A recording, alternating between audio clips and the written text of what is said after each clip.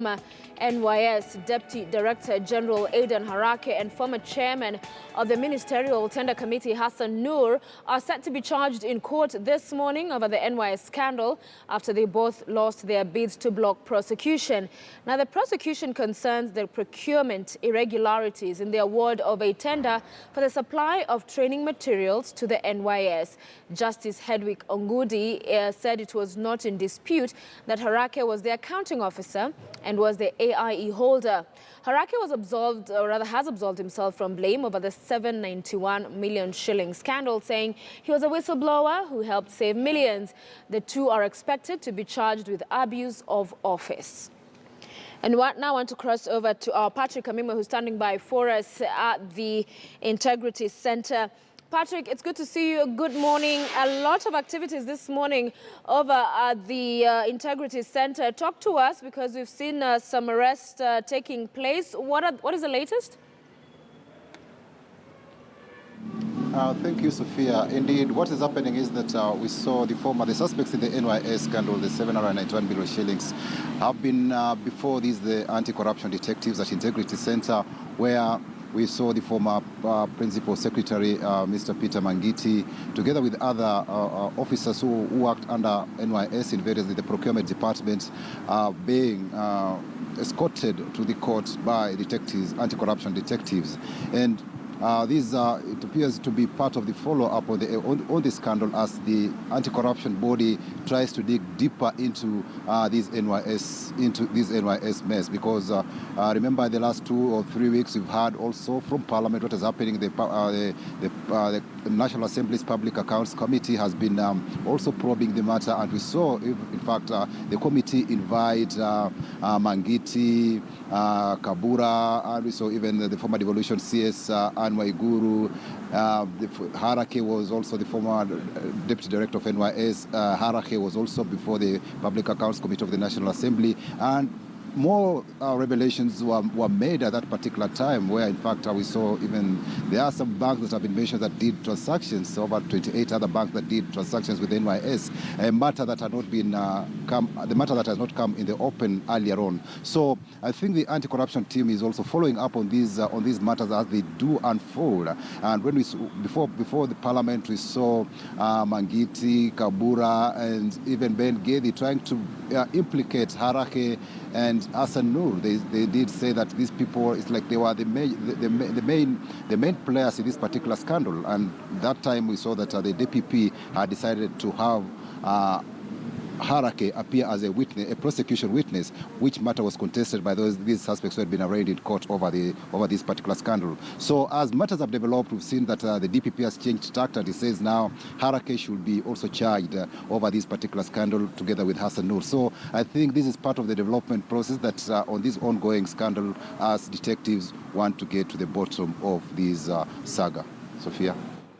All right. Do we know about the officials from a family bank? Because that's another entity we've seen entangled in this NYS scandal.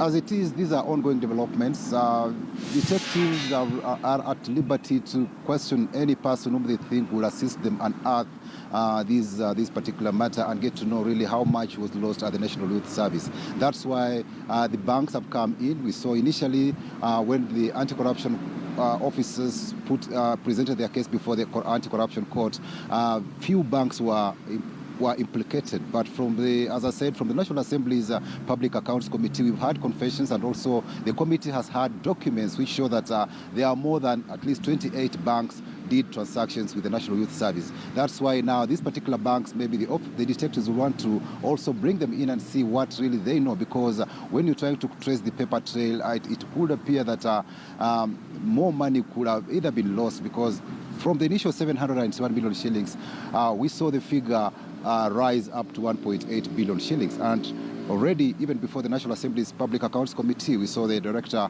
of Criminal Investigations, Ndegwa Muhoro, say that they were now investigating other more companies with regard to this particular scandal, that were formerly or that were owned by Josephine Kabura. We had because she had out of 28 companies, she was controlling 20 companies, and the detectives had already done investigations involving 9 companies, and there were other pending like 20 companies. So as more evidence unravels, as the detectives unearth more evidence, we expect to see maybe the anti-corruption detectives also very activity, because remember, this is a multi-agency investigation that is being undertaken. So whatever little evidence that comes on board, officers have to act quickly on it and ensure that as the court prosecutes the matter, these other pending cases are also brought on board in this particular issue. Sophia.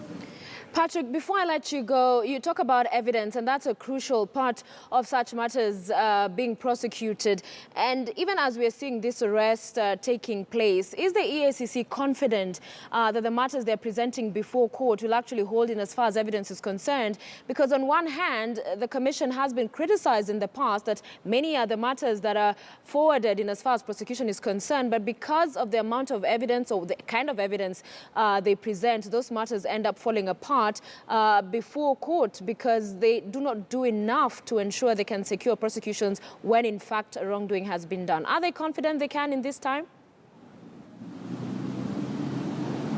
That is a matter that, when matters are before the courts, it depends on how the strength of the prosecution, and also remember the defense also has its own side of the story. So depending on how detectives gather their evidence and how the defense will mount its case, that will determine the final case, whether the suspects will be jailed or they'll be set free.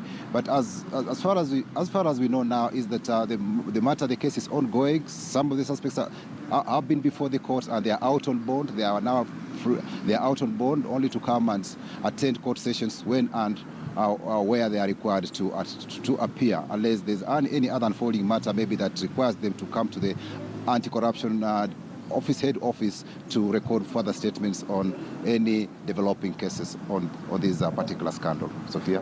Thank you, Patrick. We appreciate you updating us on the going